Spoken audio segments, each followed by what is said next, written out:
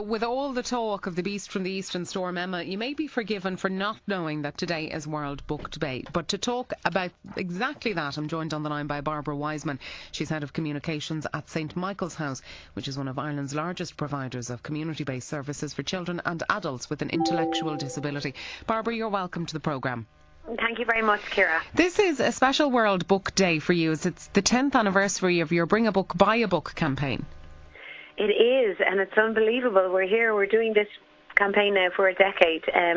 So celebrating it this year, it's 10 years. Today is World Book Day, but obviously the beast from the east has taken over many of our talk of campaign. However, our campaign runs from the 1st to the 8th of March, and this year, due to the storm, it's going to start on Monday the 5th.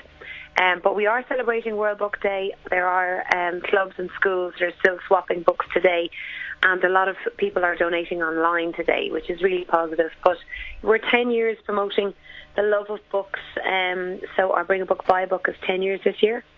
And ironically, Storm Emma and the many, many feet of snow outside, and the fact that you're supposed to stay inside for 24 hours solid, present a wonderful opportunity to get back on the reading horse if you've fallen off it. Yes, exactly. That's one side, is we don't have people out and swapping books, and on the other hand, it's a perfect reading day. These snow days certainly encourage you to read up with a good book, and that's what our campaign is about this year and every year for the last 10 years, is getting books back in the hands of children and adults, and remembering that books are good for you and good for your child. And the last 2 years, we've had to have a look at technology kind of versus books. We don't say, technology is bad, because we use it ourselves with children and adults, especially with intellectual disability. It has huge benefits. However, we have asked people for the last 2 years and this year to go techno, which is saying no to technology and picking up a book. So particularly for Reading Week, we're asking people to close a screen and open a book. And that does take a little bit of getting used to, particularly if your child is a digital native, because they'll be looking at this yoke and, it's a school book, I don't want to read that. I know, and we have our survey. We did a survey this year, and it actually did say that 55% of children prefer screen time to reading. I suppose from it's a generation thing. You're right. It's society of where we are. Everything is bite-sized and quick to absorb now for communications and information.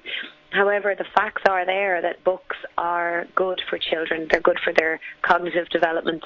They're good for reading, repeating words, for their language skills. They're good for sentence structure. So we're hoping in the future they will be creating good people, whether they're blogging or authors, that they're able to have good sentence structure. So all of that are kind of the real advantages of reading an actual book to the child or with the child. They're all development processes that our brain absorbs better, languages and sentences and words. So it is still a huge benefit for people to read books.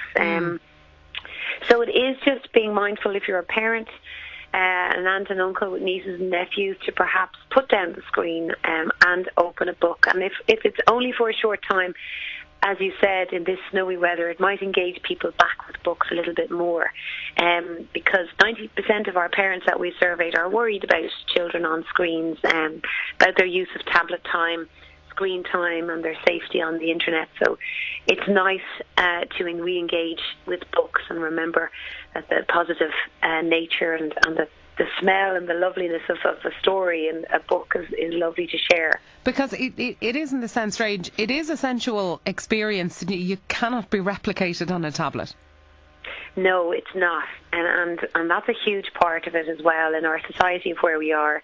Our survey did say, and we're time poor, so our survey did say that a real important part of bonding is a child reading a book to an adult reading a book to a child, and having that time, if it even is for 10 minutes every day or 20 minutes every third day, that's invaluable, and you don't get that back, because as your children get older, they want less and less, unfortunately, to do with their parents. But now, if you have children, it is important if you can instill that into a child, that bonding between the child. And the other thing, it's interesting in this world we live in now of people doing yoga and mindfulness to to be mindful of, I suppose, is it's the cheapest form of trying to teach your child mindfulness is reading a book.